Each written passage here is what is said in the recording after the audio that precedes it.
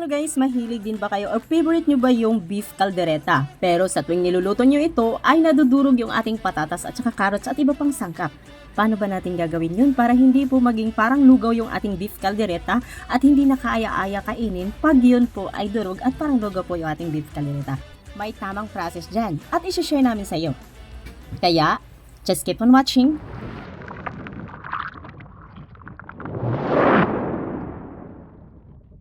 So dito na nga po tayo mga palangga sa lumang palengke ng Olongapo. So dito nga pala mga palangga, binabagsak yung lahat ng mga gulay na galing Baguio. Kaya kung napapansin nyo po ay super fresh at bago pa lang po yung ating mga gulay. So dito mga palangga, katam-kataman lang pong laki ng ating patatas ang ating bibilhin para po hindi po tayo mahirapang magbalat. So by the way mga palangga, dadako naman po tayo sa bagong palengke ng Olongapo kung saan doon po tayo mamimili ng karne ng baka para po sa ating beef caldereta. At dahil nga medyo tanghali na mga palangga, kaya naman parang takbulakad ang ginagawa ni Jose. Ako naman ay takbulakad rin. No? Apakahirap nang mag-video mga palangga ng ganitong kalagayan. So yan mga palangga, tatawid na nga pala tayo at tayo papasok sa loob ng palengke. Bagong palengke ito mga mima ha. Bagong palengke ng Olongapo. So narito po lahat ng mga karne katulad ng baboy at saka syempre yung baka na hinahanap po natin. So nandito na po tayo guys. 380 po. 380. Yung lang ba? Magkano ba sa baboy? Sa baboy yung magkano? 370 sa laman, 400 sa liyaw. Ay, bakit mas mahal yung ano? Yan lang. Sige, yun na lang. Isang kilo ko yan? Sige po, pili po kayo. Pili mo na po. Yung medyo may ano. Medyo may tawa. May buto. Ito may buto. May buto ba? Sige, yan. Manipis lang. Ayun nga guys, dahil ayaw ko nga yung puro laman, gusto ko rin yung may buto. Di ba mas masarap pag may buto? Aminin nyo. So ayun mga palangga, no, natapos na po tayong mamimili. At ayun, namamangha yung aking anak at bakit nakasabit po yung ulo ng baboy. So ngayon mga palangga, pagkatapos namin dito ay kami uuwi na upang simulan na po natin yung pagluto po ng ating beef caldereta. Just keep on watching guys. Thank you. 2,000 years later. So ito na po yung ating mga sangkap malangga para po sa ating beef caldereta. Meron po tayong cheese, carrots, patatas, bell pepper, at saka red onion, garlic, sili, at syempre yung ating karne ng baka. At then hindi mawala yung ating green peas at syempre yung ating tomato paste. So ngayon mga palangga, i-prepare natin lahat ng ating mga sangkap para po ay makapagluto na tayo. So, just keep on watching mga langga. So ayun mga mima, wag niyo pong skip no, lalong-lalo na pag nag-start na po tayong magluto ng ating beef caldereta.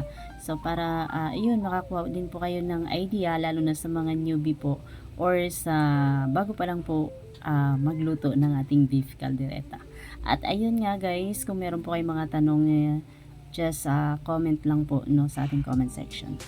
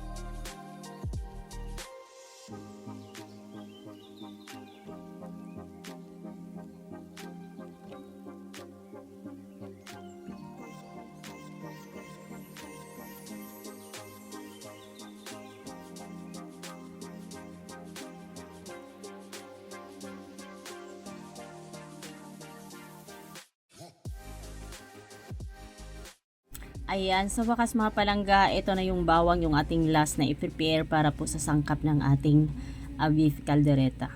So, ayan, napakabilis lang naman yan mga palangga durugin dahil meron tayong pandurog. Then dito guys, pagkatapos ay magpainit po tayo ng kawali at syempre lagay na po natin ng mantika. So dito guys, dapat marami yung mantika kaso kinulang kami ng mantika dito kasi i-deep fry po natin yung ating patatas, no? Para po ayan hindi po siya madurog. So parang i-half cook lang po natin sa pamamagitan ng pag-fry po ng ating patatas. So dito mga langga, dapat po ay mainit po yung ating mantika bago po natin ilagay yung ating patatas at dahan-dahan lang po dahil matalsik po yung ating tawag nito yung ating mantika, no. So masakit pag natalsikan tayo ng mantika. So dito kung napapansin nyo guys ay medyo toast na yung ating patatas kaya hanguin na po natin.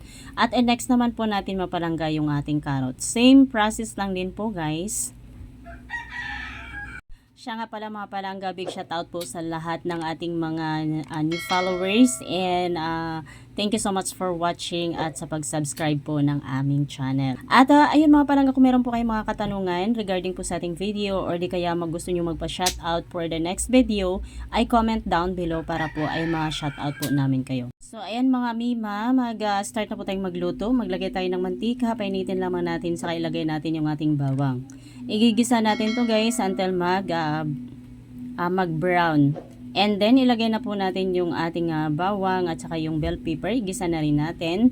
At ilagay na rin po natin yung ating dinidip fry kanina na patatas at saka carrots. Ayan. Konting halo lang yan mga mi dahil nga na half cook na yan. And then pagkatapos set aside po natin. Dahil umpisahan natin ng palambutin po yung ating karning baka. So dito na rin po natin mga palangga igisa yung ating baka. So eto yung, diba, patuyuin lang po natin guys. Kung napapansin nyo po hindi tayo nag-add ng mantika dito dahil yung konting mantika na natira kanina yun na po yung ating ginagamit. So dito, ayan, patutuyuin natin. Kumbaga, tatanggalin lang po natin yung kaunting tubig sa karne ng baka. Then mix lang ang mix mga palangga, no, hanggang sa totally brown siya.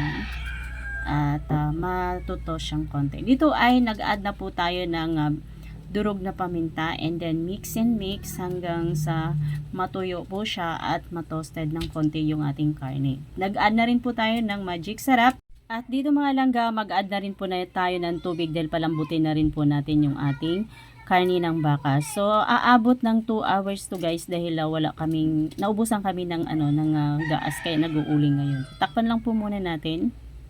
2,000 years later.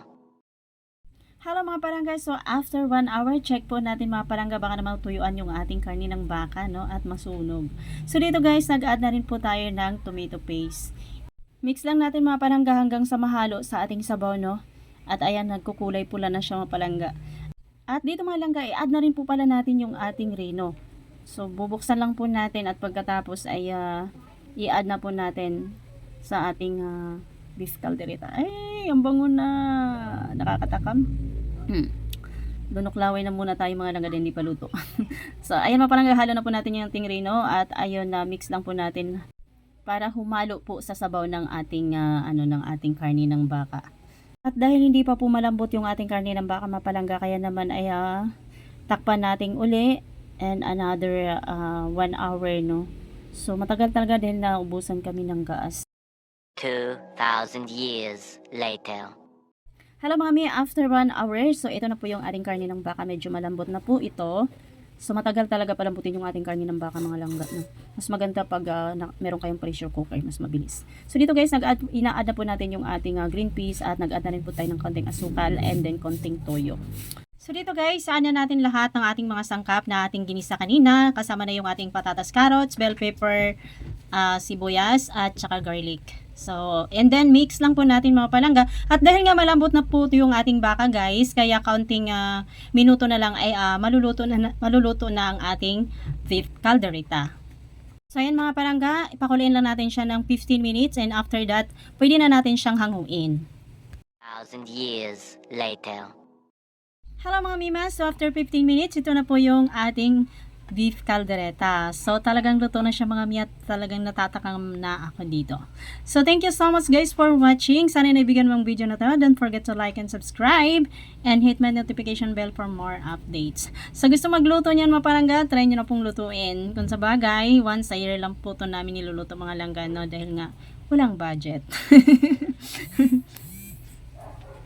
So, dito guys, nag-add po tayo ng cheese. So, depende na yan mga palangga sa inyo kung gusto nyong may cheese. Okay lang naman, meron. Okay lang din wala. So, that's it for today. Thank you for watching. Have a good day everyone. Bye-bye.